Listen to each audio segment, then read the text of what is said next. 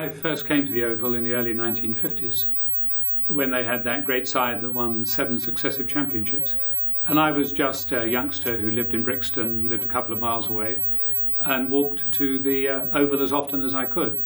And I used to sit there on the old wooden benches, very uncomfortable, with some sandwiches and a bottle of Tizer for the day, and thoroughly enjoy them mopping up everyone.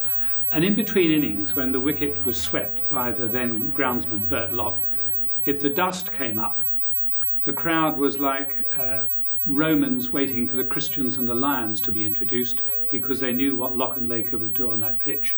So it produced some wonderful memories at a very early stage of watching cricket. I was always kept up to date. My private office were very good when I was in politics, and they knew my interest in what was happening if England were playing a test match or if Surrey were playing. And so as a matter of routine, they would often send in, even in the most hectic meetings, a note: Surrey 80 for 1, or England 56 for no wicket, whatever it might be. Well, the Americans were a bit bemused by cricket.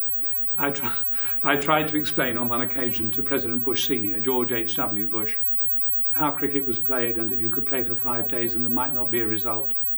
At which point his eyeballs turned up and we moved on to another subject.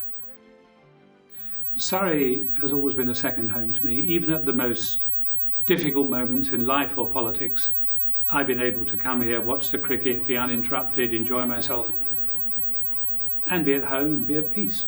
And I think after the general election I lost, it was an exhausting time, a trying and tiresome time in many ways.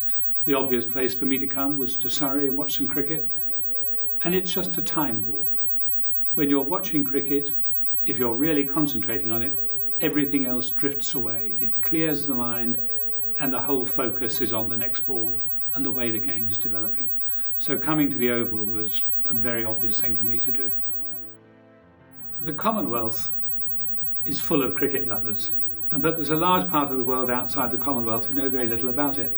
And I was at the G7 summit in Halifax, Nova Scotia, with a number of international leaders: Helmut Kohl from Germany, Umberto Dini from Italy, Mr. Murayama from Japan, Boris Yeltsin, Jacques Santerre, Jean Chrétien, Jacques Chirac, and Bill Clinton from the United States. And I can't think why, but there was a cricket bat somewhere amongst my group. And I thought it would be a good idea to introduce these world leaders who knew very little about cricket to cricket, and to ask them to sign the cricket bat. And they did. And this is it. It is, I think, a unique piece of memorabilia. And where better could it be than at the Oval?